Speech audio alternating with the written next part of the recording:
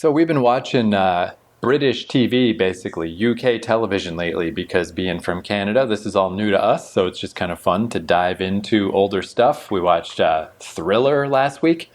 So this week I grabbed another, what I thought was a UK show off YouTube. But it turns out the reason this was posted on the channel I usually go to that just posts old UK stuff is that this did air in the UK, but it's originally a kid show from New Zealand. So I thought that could be kind of interesting because I don't think we've ever watched. The closest we watched to a New Zealand show is we did watch Flight of the Conchords. You remember that the band from New Zealand that moves to New York? Mm-hmm. Yeah. But it was still an HBO show. It wasn't actually. I mean, it originated in New Zealand, but that show wasn't a New Zealand show. So I think this will be our first New Zealand show. It's called Children of the Dog Star, which is just a cool name. That's why I clicked on it. And then when I looked into it, I was like, oh, New Zealand. So I don't know much about it. Just it's Children of the Dog Star is a science fiction television program for children produced in New Zealand in 1984. It consists of 6 episodes. So I do have all 6, but we'll watch at least the first couple to get a sense of it. But I do have them all just in case it happens to be the most fascinating thing of all time. And then the show was syndicated to certain North American PBS stations and was also broadcast in Czechoslovakia, Malaysia, Bulgaria, the Netherlands, Hong Kong, Australia, Poland, Canada, Greece, and the United Kingdom. So this kind of made the rounds. And I didn't read the summary because I don't want to know what it's about. I figure we'll just go in and see what happens. But I did look up some comments. Since this is on YouTube, I thought this could be interesting just to see what people said about this show. So I got 3 comments. Growing up in New Zealand in the 1980s, this was childhood. I never realized it was broadcast in other countries too. So that's kind of neat that all these other people also got this show, but the people in New Zealand just assumed it was their own little show that no one else would know. Someone else said, this series gave me nightmares as a child, and I don't think I've ever forgotten it. Watching it again as an adult is not much better, still gives me goosebumps. Creepy AF. Which, if you're not up with your internet lingo, means creepy as fuck. so I mean, for a kid's show, we'll see. Maybe it's interesting. Sounds good. Yeah.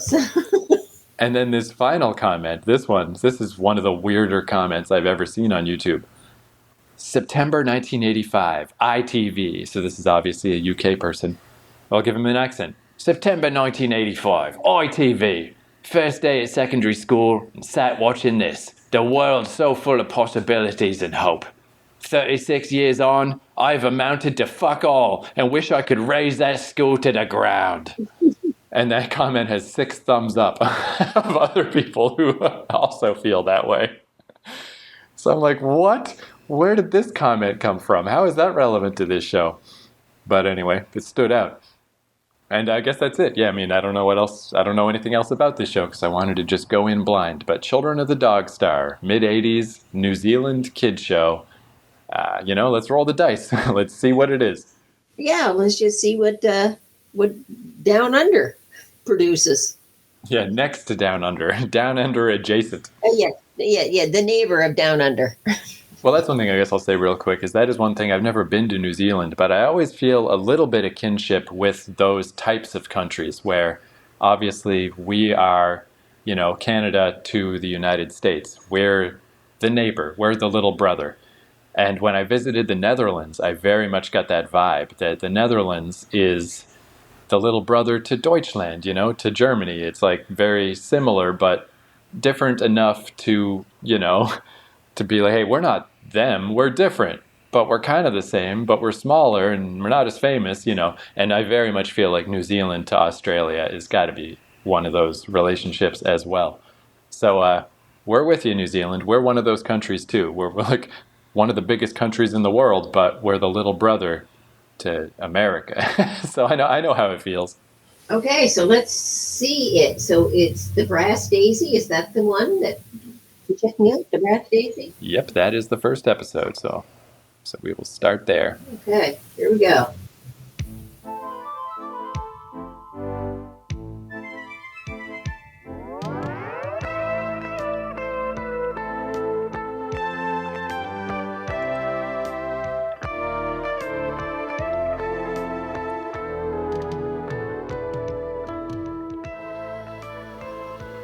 I do like 80s music too, though, like early synthesizers. It sounds kind of cool.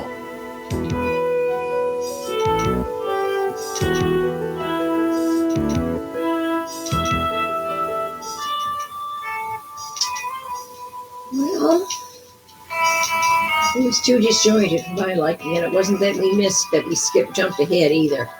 That last episode should have been very clear in pulling everything together, but it wasn't. 1 minute this was happening, 1 minute was that happening.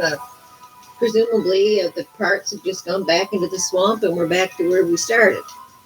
It kind of reminds me of, there was an Indiana Jones movie, one of the modern day Indiana Jones movies, where at the end of the movie, Indy finds a UFO, and the UFO comes up out of the ground and flies away.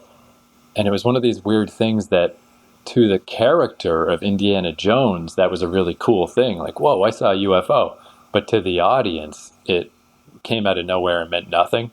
Like people really didn't like that movie. They were like, what the hell was the point of that? And that's kind of how this feels. It's like, oh, they did get to construct an alien device, and they got to talk to some aliens. And the aliens basically just said, hey, you shouldn't have done that. Take it back apart. And they're like, all right. There you go. So, of course, this is us in this odd position of, critiquing a children's show from a bygone era. It's sort of a silly thing to do. But, like the example we brought up before of Aliens in the Family, even though it lost steam as it went, that one was just like kind of grabbed you right away. It was interesting. Or another good example is Erie, Indiana. I mean, that was a kid's show, but we were like, wow, that show was great. Let's watch some more episodes of that. So just because it's a kid's show doesn't mean it automatically just needs to be given a pass of like, well, whatever. I think these things can still be categorized. And yeah, unfortunately, this one goes in the bucket of super duper slow, mega slow. Yeah, it needed to be, as you said, you could have done it in 90 minutes. I said 60. I think that tightening that show up, a little more action in it. I mean, the kids' acting was pretty good. The whole setting was good, but it just dragged, and without having any purpose to the dragging. They spent an awful lot of time riding around on their bicycles. And yeah, full disclosure, because, it was very evident that the first episode was just entirely set up. One little thing happened at the end. Halfway through episode 2, it's like, wow, this is still going nowhere. So we did jump on a summary and saw that, okay, these first few episodes is just the kids finding pieces of an alien device in the swamp and assembling it. So we jumped all the way to episode 5. We watched 5 and 6 to wrap things up. And there was some kind of neat stuff and some interesting things, but it was still 50-50 at best, more like 70-30 of like, here's some kind of interesting alien tech talk, and then just, here's the town, it reminded me of, I had a friend once who, he was in a low-budget horror movie, and he asked the director, like, oh, so this scene in the laundromat, why'd you have that idea? And the guy said, because my friend owns a laundromat, I have access to a laundromat, so I wrote scenes in the laundromat.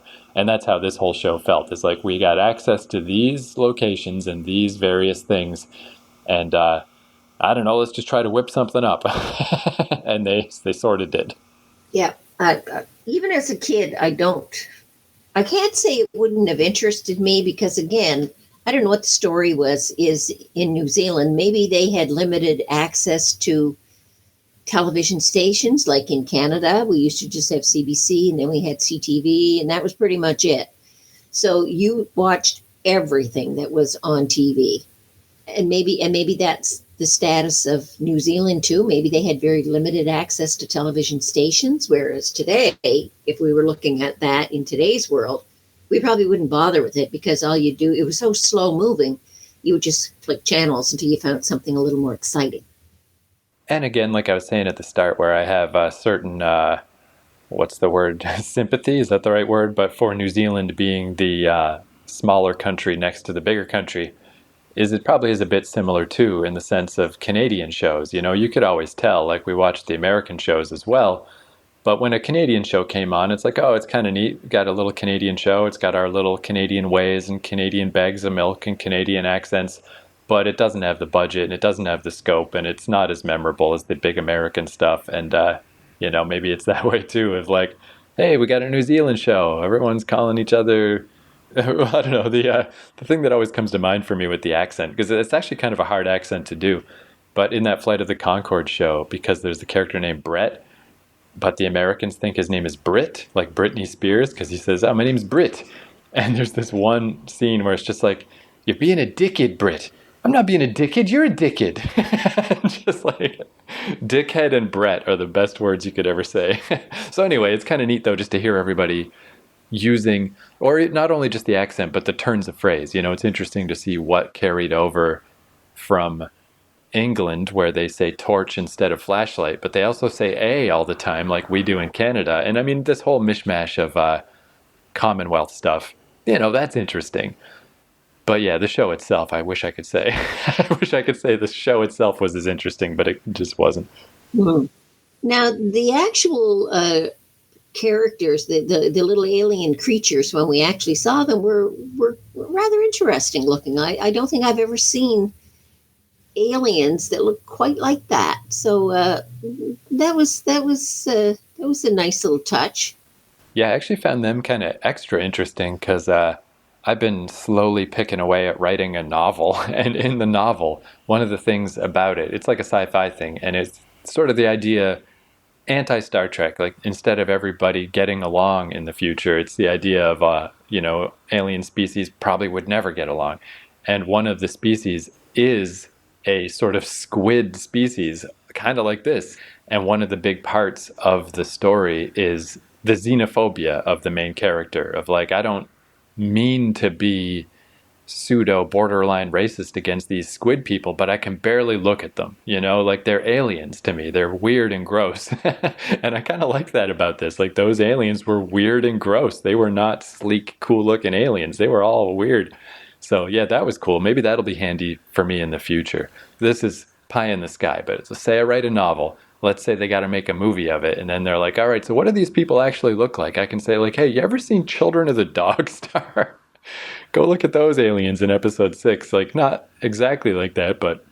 Now, you see, you found them hard to look at. I thought they were kind of cute. They certainly weren't endearing looking because they were slimy and kind of wet looking, but they appeared to be small. And I thought, oh, yeah, they're kind of cute. Yeah, I would put them in the same bucket as E.T. You could make the argument that E.T. is cute, and he was a big deal in, the 80s. They were right around the same time, selling E.T. toys and stuff, and I had all kinds of E.T. books and stuff. But on the other hand, you could easily make the argument that E.T. looks like a wet cigar. He looks gross and weird, So they fall into that case of like they're cute and alien at the same time. Yeah. It's all your perspective, but they certainly were different looking than we've seen any number of aliens produced by computers and that over the last few years. But, these little things they had a different look to them. I wonder too, just to give them a little leeway on. I mean, this was incredibly slow moving, but this could be a thing too of like to get a production up and off the ground. Maybe instead of a one-off TV movie, like just purely financially, maybe it's like the only way we can make this work is we need at least 6 episodes so we can shop this around to other countries and we can export it and stuff. So we just have to stretch it out, because that still happens now. Like I just saw a thing the other day about Netflix. Netflix, apparently they do have mandates of like this documentary that could have been an hour. We got to stretch this out in a similar way to 6 hours, 7 hours. And not only that, but Netflix has a thing called the second screen experience, where they want their shows, they want it to be that you don't have to watch that closely. You can just be making breakfast and let the thing play on your laptop and more or less follow what's going on. So, there's all these like behind the scenes reasons why things end up the way they are. Because I have to assume it was something like that, because there's zero reason for this to be as long as it is, except maybe it just had to be.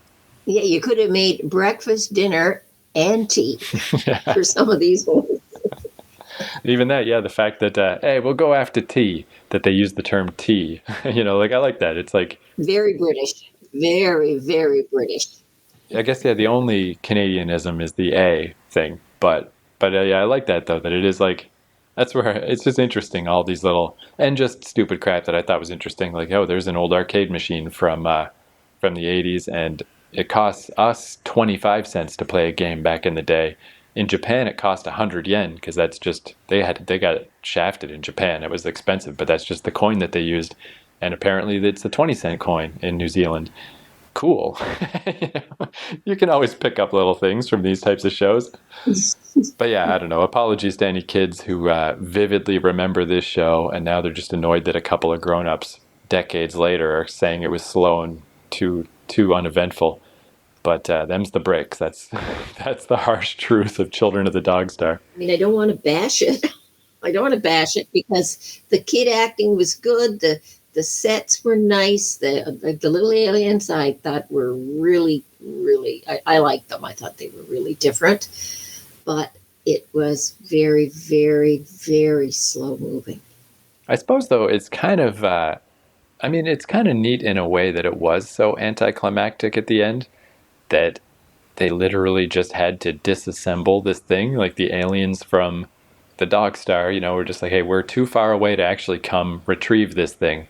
We wish you would not put it back together. It's too dangerous. Just take it back apart, put it back in the swamp or whatever. Like, that's it. That was actually kind of neat. Yeah.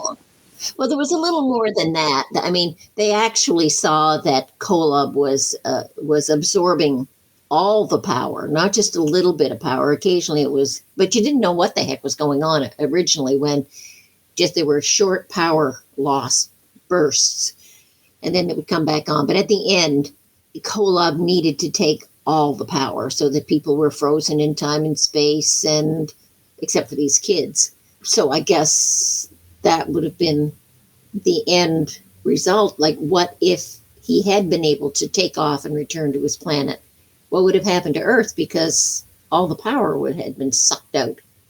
And not only the power, because if you just took the electricity, that would be one thing. People could carry on. I mean, people survived on this planet for millennia without electrical power. But when you actually had people frozen in time and space and animals frozen in time and space, like what would that have meant if you really gave some thought to it?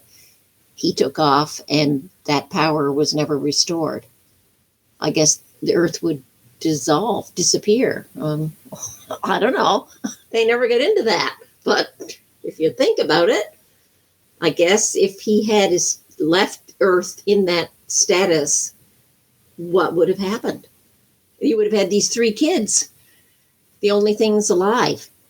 Like, and was the rest of the world also affected by this power grab? Who knows? They never get into that either. And I suppose, that is a lot of things to need to infer. So it's hard to say if kids would be able to connect all these dots. But maybe that is one of those things on the playground in New Zealand. Maybe they were just like, whoa, maybe this is what they were talking about while this show was on TV. It could be. See, and I'm always saying in a kid's show, they shouldn't dumb it down. And they didn't dumb it down here. But they could have, in all that time that they took in creating this series and how slow moving it was, yeah, they could have addressed some of those things. Those kids all appeared to be fairly smart. They could have said, yeah, but what'll happen if, and what if, and what if, and what if, and what if, instead of just destroying the Kolob and throwing them back into the swamp, and that was it. And there was no what ifs, which I think they wouldn't have to answer them, but they could have put them out there so that then you walk away saying, wow, that was really thought-provoking. But as it was, there was no thought behind it. They just did it. They just threw it in the swamp, and that was it. End of story. And yeah, pacing wise too. I guess it makes me sound like I'm just like a brain-addled modern-day person that just wants everything fast, fast, fast. But it's pretty troubling, I guess, when, like in that first episode, when the very last moment, the very last thing that happened should have been the very first thing that happened. Like that's like, whoops, now that is a slow start. But yeah, I agree. Most shows have something that grabs you right at the beginning so that you're saying, oh, wow, like what's going on here? This one, it had no grab.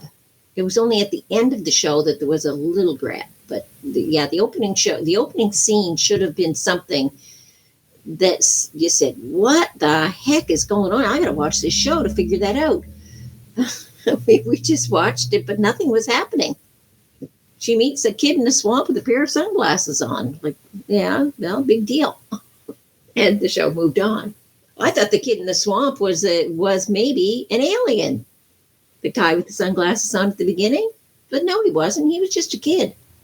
So, yeah, and, I guess this is what happens when you roll the dice, watch random. I mean, it's still fun to watch things and just have no idea what's going to happen and not have any clue what's going to, what is coming for you. But that's, I guess, the point of rolling dice. You don't win every time.